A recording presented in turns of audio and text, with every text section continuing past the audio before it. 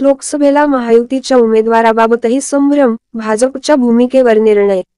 कोल्हापूर आणि हातकणंगले लोकसभा मतदारसंघातील आजच्या घडीला महायुती व महाविकास आघाडीच्या उमेदवारांबाबत कमालीचा संभ्रम आहे.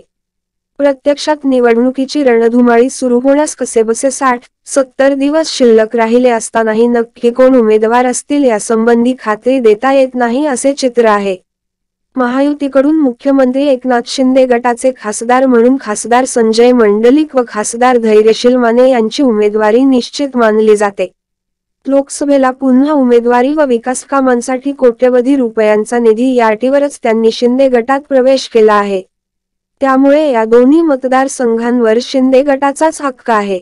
नव्याने सत्तेत गेलेले राष्ट्रवादीचे नेते पालकमंत्री हसन मुश्रीफ, भाजपच्या नेत्यांकडूनही या दोन्ही उमेदवारीबाबतचा निर्णय मुख्यमंत्री शिंदे हेच घेतील असे सांगत आहेत.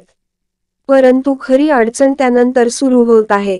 भाजपकडून राज्यस्तरीय व केंद्रीय पातळीवरून जे सर्वे केले जात आहेत त्यामध्ये या दोन्ही खासदारांच्या उमेदवारीबाबत नकारात्मक चित्र पुढे येत असल्याचे सांगण्यात येत आहे. विविध वृत्तवाहिन्यांकडून करण्यात येत असलेल्या सर्व्हेमध्येही तसेच चित्र दिसते आहे. त्यामुळे मग मंडलिक, माने यांची उमेदवारी बदलली जाणार का अशी चर्चा सुरू झाली आहे.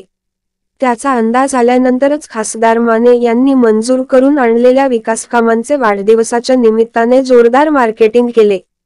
मतदारसंघाशी, जनतेशी संपर्क नाही ही मुख्य तक्रार या दोघांच्या बाबतीत आहे. शिवाय शिवसेनेमुळेच ते खासदार झाले आणि पहिल्यांदा निवडून आल्यानंतर त्यांनी पक्षाशी गद्दारी करून ते फुटीर गटात गेल्याची नाराजीही लोकांत आहे. लोकसभेला भाजपची हवा असली तरी त्या पक्षाकडून एकेका जागेबद्दल काळजी घेतली जात आहे. त्याची सारी सूत्रे पक्षाच्या केंद्रीय नेतृत्वाकडून हाताळली जात आहेत.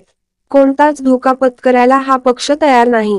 त्यामुळे एकदा भाजपने निर्णय घेतल्यास शिंदे गटाला तो मान्य करावा लागेल असाही मतप्रवाह आहे.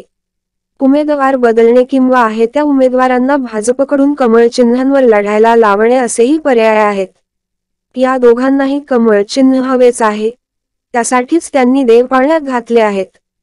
एकदा कमळ हातात आले की मग चेंडू भाजपच्या कोर्टात जातो. खर्चापासून यंत्रणा उभी करण्यापर्यंत पक्षाची यंत्रणा पाठीशी उभा राहते.